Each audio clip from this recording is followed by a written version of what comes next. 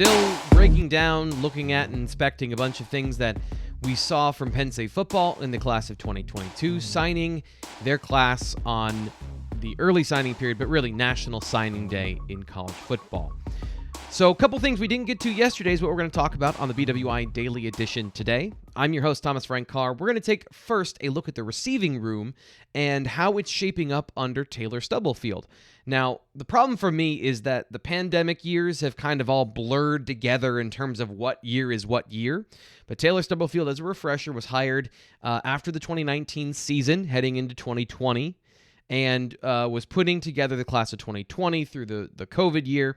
And this is, I think, with the ground running sort of situation, a full class under Tayler Stubblefield, and some things that are interesting that cropped up in that I want to talk about today.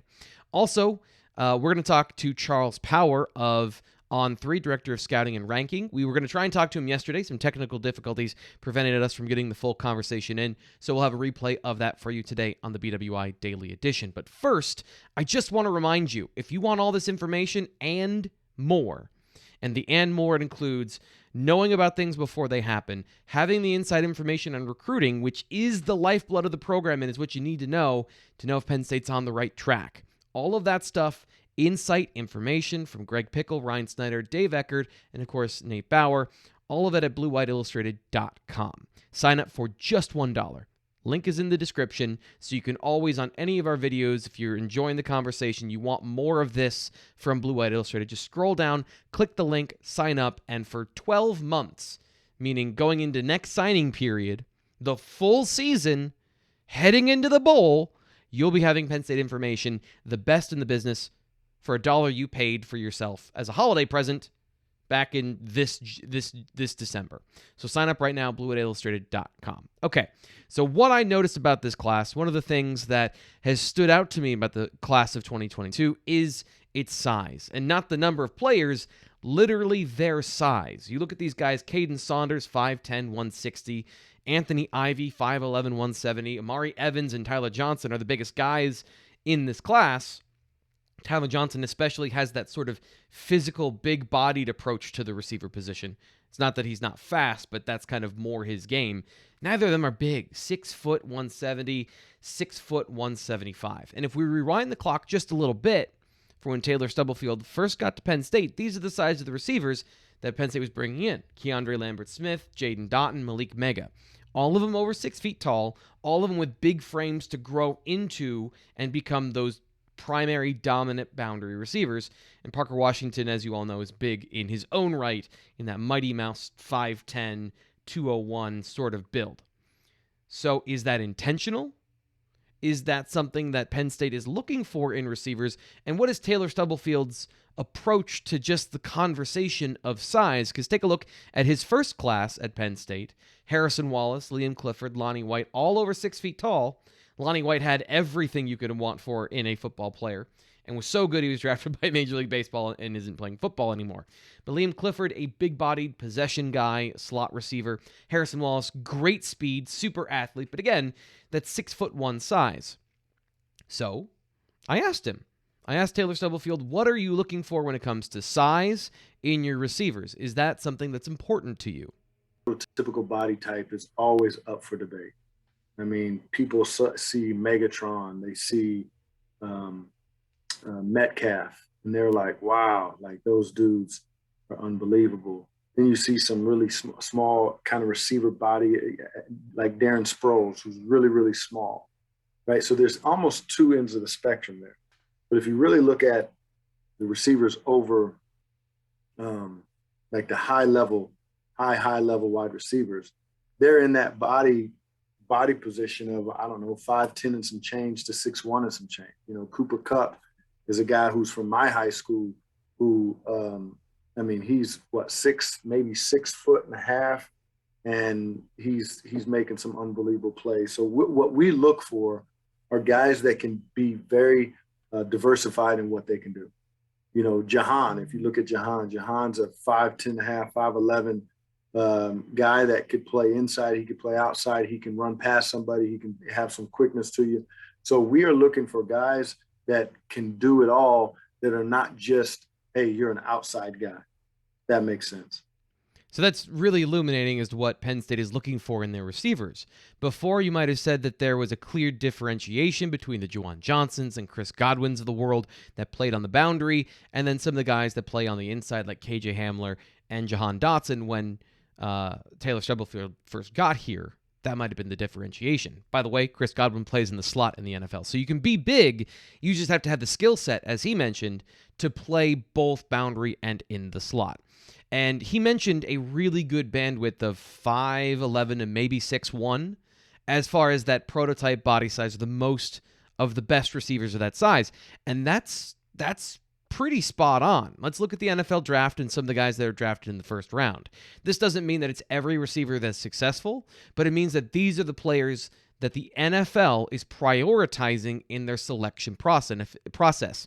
And if you look at 2021, I think it's pretty clear that that's the way this went. Jamar Chase is the biggest guy of this group, hitting the high end of that variance that Tayler Stubblefield was talking about, 6 foot 201. That is not a big person. Jalen Waddle, Devontae Smith. Devontae Smith was the Heisman winner at 165 pounds. Got to 170 for the NFL.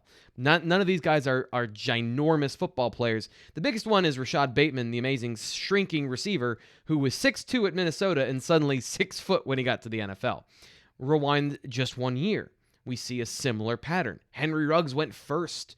He went before anybody else. 5'11", 188, intense amounts of deep speed. That's what everyone wants, space and speed. Jerry Jeudy, Jalen Reagor, all in the same body type. The guys I highlighted are the biggest ones. CeeDee Lamb, much more of that physical possession receiver that's the traditional, X body type. But Justin Jefferson, Brandon Ayuk kind of hit the high end of what we're talking about here. And both of them play in the slot. Both of them play out wide. It's about multiplicity. The prototype is changing because if you go back and you look at 2019, first off, it was a terrible class at receiver.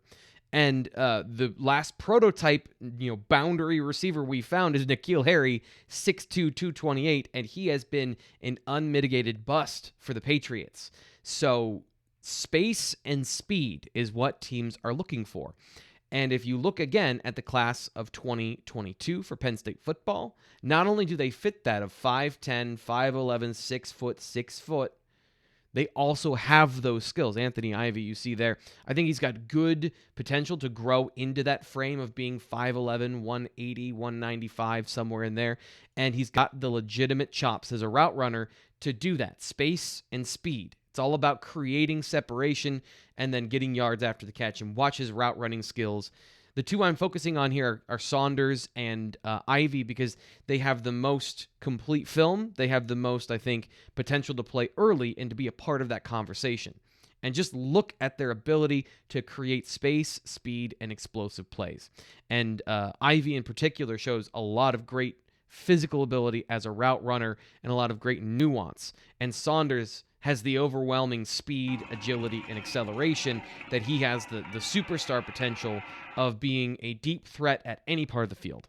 And his agility, his acceleration, and his release packages at the line of scrimmage are a really important thing to help him play on the boundary eventually if he has to. You see the vertical ability. It's all about playing in multiple positions, and that's what Tayler Stubblefield talked about. You see inside, outside for both of these guys, for Saunders and for Ivey.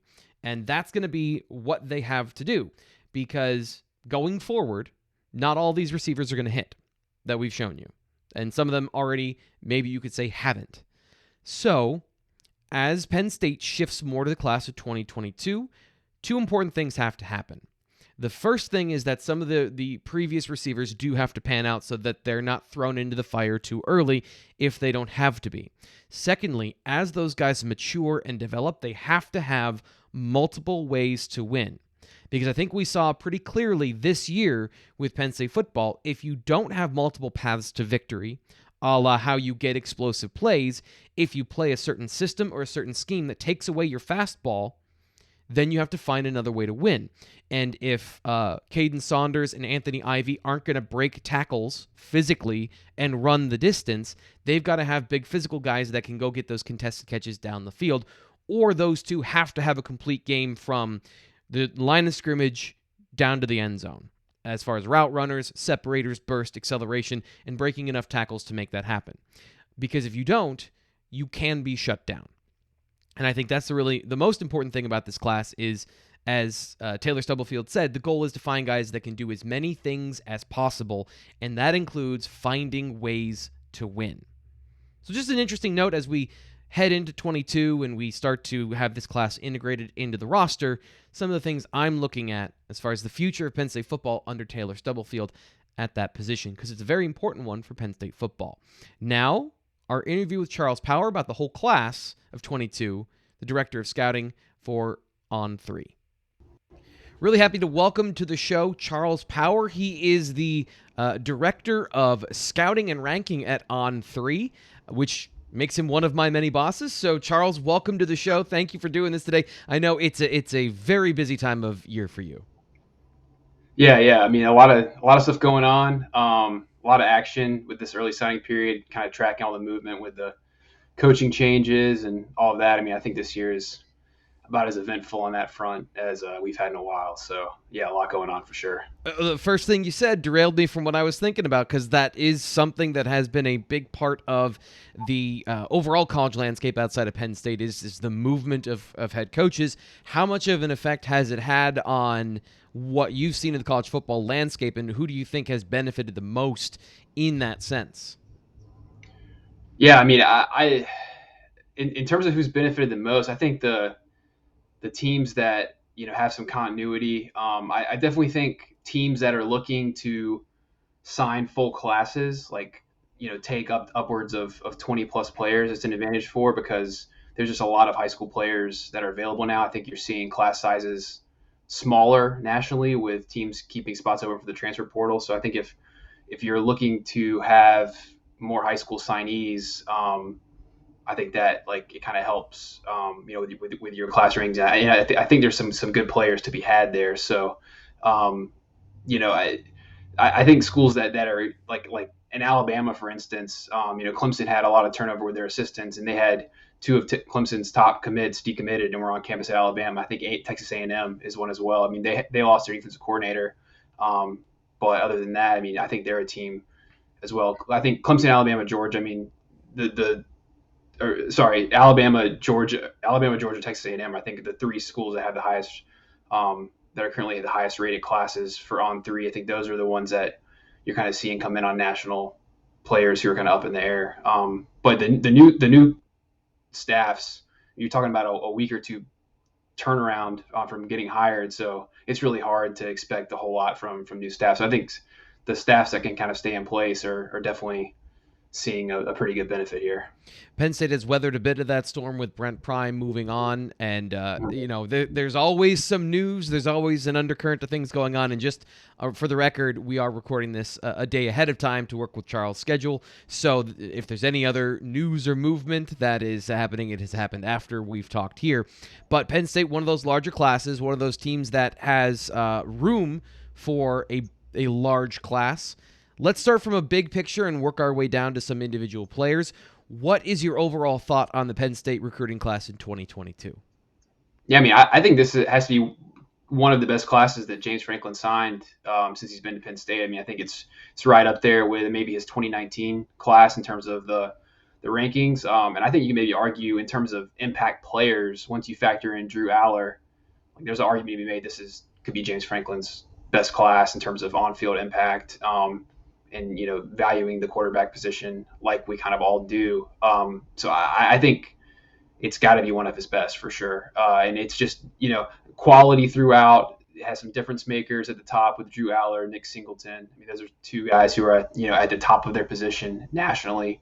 And then you kind of go all the way through. I think, Danny Dennis Sutton is extremely good. A guy who, I think has probably maybe a little bit of a higher ranking ceiling than maybe perceived, because he, missed some time and, didn't really get to see a ton from him as a junior, and had a good senior year. So one guy we're looking forward to seeing on the All-Star circuit. And they just, I think there's just really good players all the way throughout. I mean, you talk about the two junior college guys, I think could make an impact.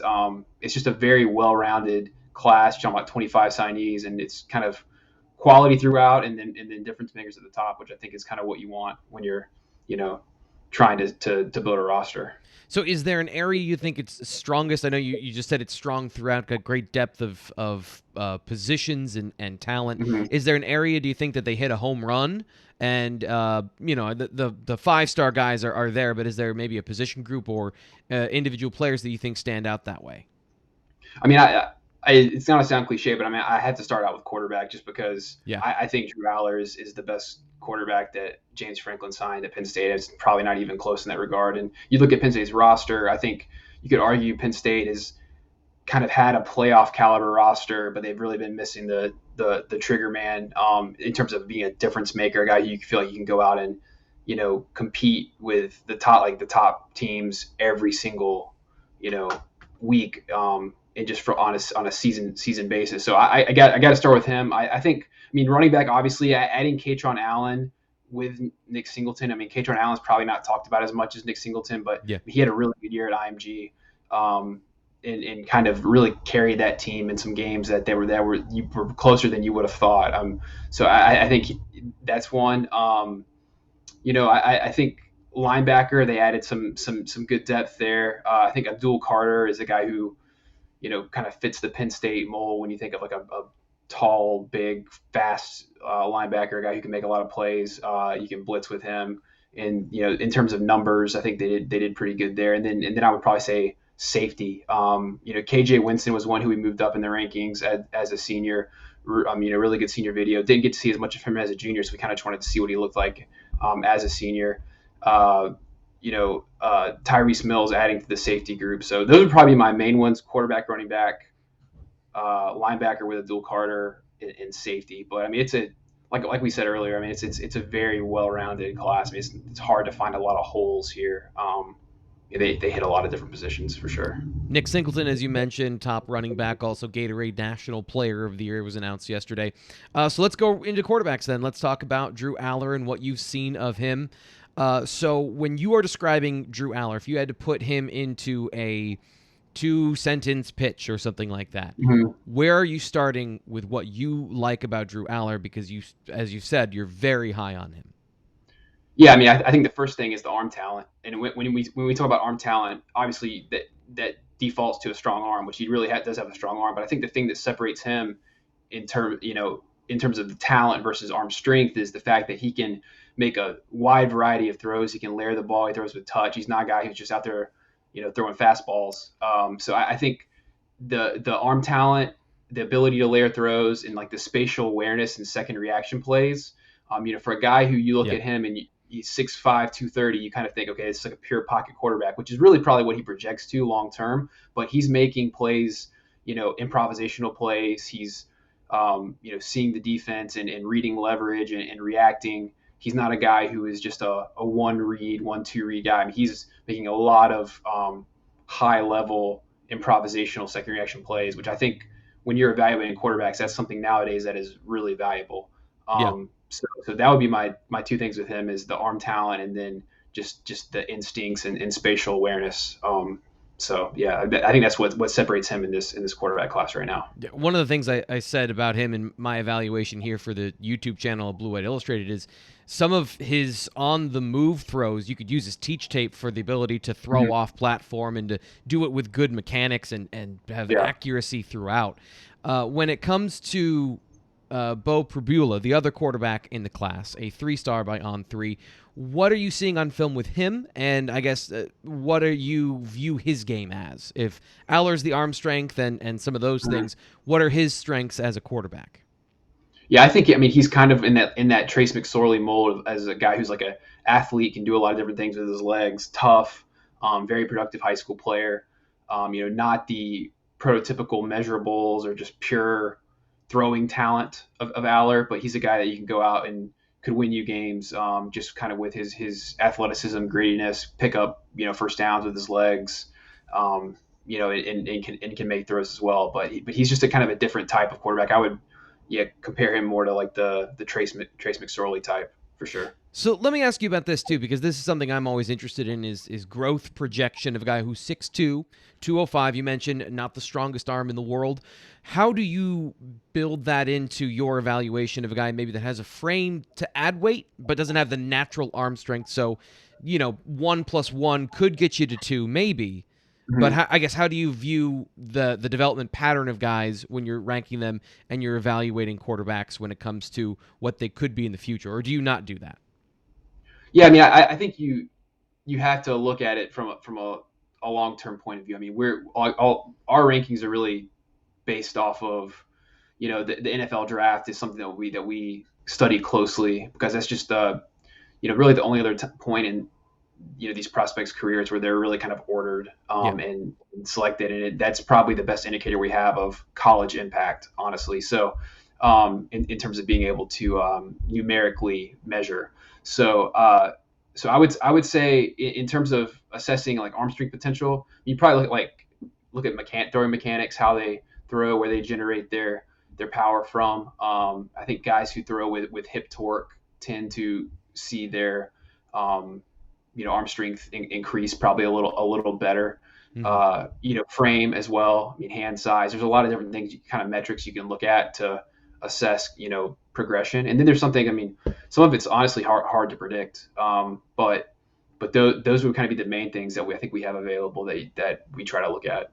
I love it. I love talking about that stuff. So I love seeing the insight that you have. Charles Power with us, the director of scouting and ranking at On3, talking about quarterbacks, Penn State class of 2022. Some of the other players that I think are interesting, maybe Penn State fans don't know as much about. A critical guy because he's one of the few at the position is Cam Miller at corner.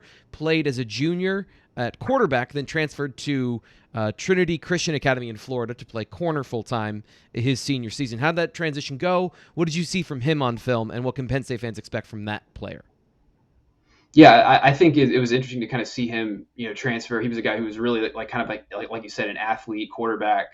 I think maybe played some safety at his other school. So I like to see that multi-positional versatility when looking at defensive back prospects. There's a high correlation with those kind of players that end up being really good in college and ultimately drafted pretty high in the NFL. So that's a positive. I think, going to play at a top program like Trinity Christian probably helped him focus on like his technique, maybe made him maybe ready to play a little sooner. I would say at Penn State might have not maybe affected his like long-term potential, but I think in terms of, getting the technique down, concentrating on corner, playing on an island. Like they won the state championship this year. They don't play in the highest class, but I mean, I think he saw reps against good teams, in Jacksonville this year. So I think, that experience probably would help him get on the field earlier, if anything, I think at Penn State. So, good athlete, good size, good feet. And I think that the technique probably would be the biggest advantage of making that move. Yeah, I always feel better when I see it on the high school level from guys who played quarterback and then they transition to a position later, so that you can kind of see how that athleticism translates to their individual positions. So one last thing I want to get you out of here on, and Charles Power joining us today on our signing day recap show. What is On3 RPM? I know something we're very excited about. Can you tell people what RPM is and what we're doing at On3 with it?